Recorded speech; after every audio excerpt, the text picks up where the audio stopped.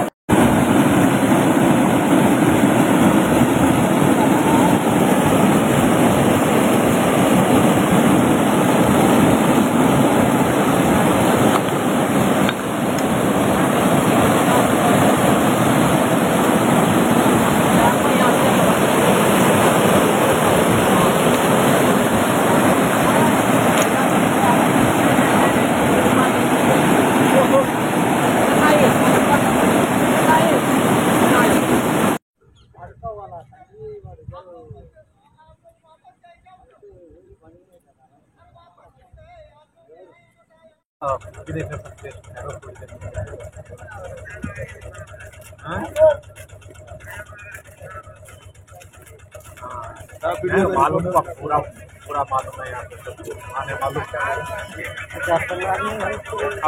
आपने कोई मालूम होता कर रहा तो रुक जाते थे भाई।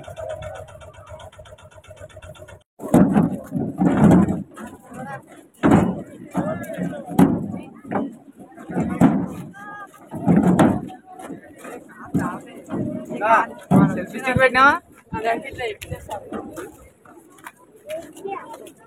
Sir good morning.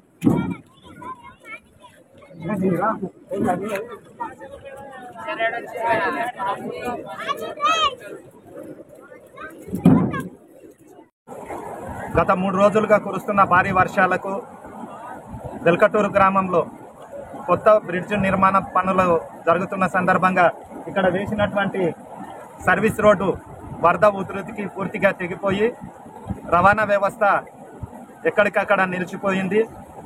వ్యవసాయదారులకు కానీ, విద్యార్థులకు కానీ, రోజు కూలీలకు కానీ, అలాగే ఉద్యోగస్తులకు చాలా ఇబ్బందులు ఎదురవుతుంది. కాబట్టి ఇట్టి సమస్యను ప్రభుత్వ అధికారులు, రాజకీయ ప్రముఖులు త్వరలోనే సమస్య పరిష్కరించి ప్రజలకు మేలు చేకూరుస్తారని వారికి ప్రతి ఒక్కరికి విన్నవించుకుంటున్నాను.